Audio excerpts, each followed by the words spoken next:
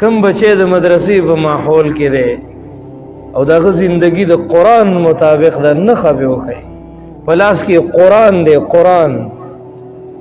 دا د عالم کفر سازش دی زمونږ دا بچی بربادول غواړي ګوره چې د دوی دا سازش کامیاب نشي موږ به په دې خپلو بچو کې بل سلطان صلاح الدین پیدا کوو موږ به په دوی کې بل محمد بن قاسم پیدا کوو موږ به په دوی کې علما فقها تهجد والا منځونو والا پیدا کوو دعوت تبلیغ والا تصوف والا جہاد والا د ختم نبوت دفاع والا پیدا کوو د مدارس الدفاع والا پیدا کوو دا زمونږ ذمہواری ده خپلو کورونو کې باقاعده یو ماحول جوړ کړئ د تعلیم حلقې ولګوئ د دوی د لاسونو نه دا موبایلونه واخلئ دا به برباد شي دوی ته د خپلو صحابه واقعات بیان کړئ دوی ته د ابوبکر صدیق صداقت د عمر عدالت د عثمان سخاوت د علی شجاعت د بلال حبشي د عشق واقعات بیان کړئ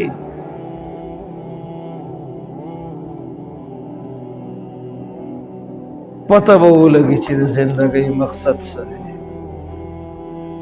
په کومو کارونو باندې الله خوشحالیږي او په کومو کارونو باندې الله خفه کیږي اوس تاسو د دوی په دې خوشحالۍ کې شریک شوئ که نه دوی به څومره خوشحاله وي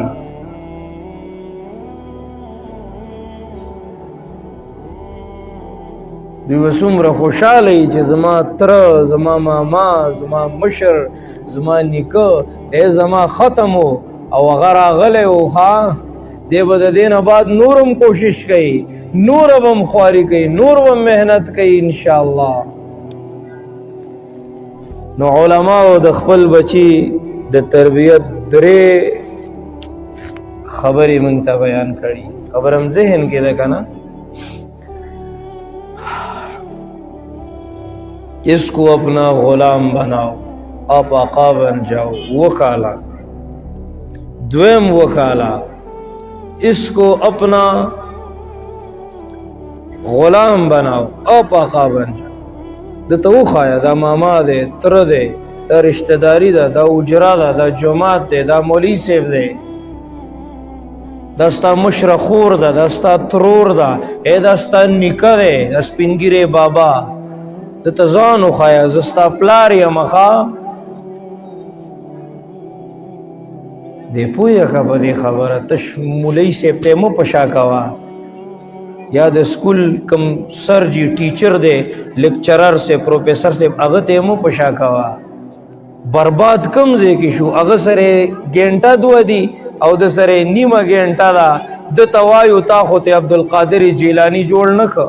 تا خو ته جنید بغدادي جوړ نه کو تا ورته په کور کې غټ سکرین لګولی دی چې د هغې نه لږ را سیټ ته کېږي نو بیا غټ موبایل دی نو اور اوبه یو ځای ژوند تېرولی شي اوس ورځ ده او زه تاسو ته وایم شپه ده نو تاسو یې منئ یو سړی دی هلته د موبایل په بدنظرۍ کې مخ دی او ته یې د هغه نه د تقوا زندګي م غواړې نو کیدی شي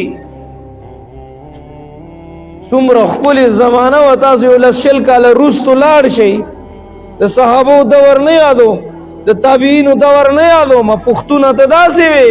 جس قید سے دہقان کو میسر نہ ہو روزی اس قید کے ہر خوش گندم کو جلا دو سچل در باندې شوی دی تا خو به د دین او اسلام ترجمانی کولا نن ته په بې حیایۍ کې ته پټاپ یې معاملات ستاسې پر دي ګاونډي ته لار تا تنګه کړې ده ګاونډي نن ستا د لاسه په سرو سترګو جاړي مشر بابا سپینګیری د پردي دکان مخې ته ناست دی د اولاد د لاسه غمجن دی جاړي موږ له راځي که نه موږ ته وایي ډېرې موریانې شکایت کوي هغه بوډۍ ابۍ هغه مشره نن د بچي د نافرمانۍ د لاسه د هغې زړه زرې زرې دی غمجنه ده او پریشانه ده ای مور هغه ده چې ډوډۍ سلور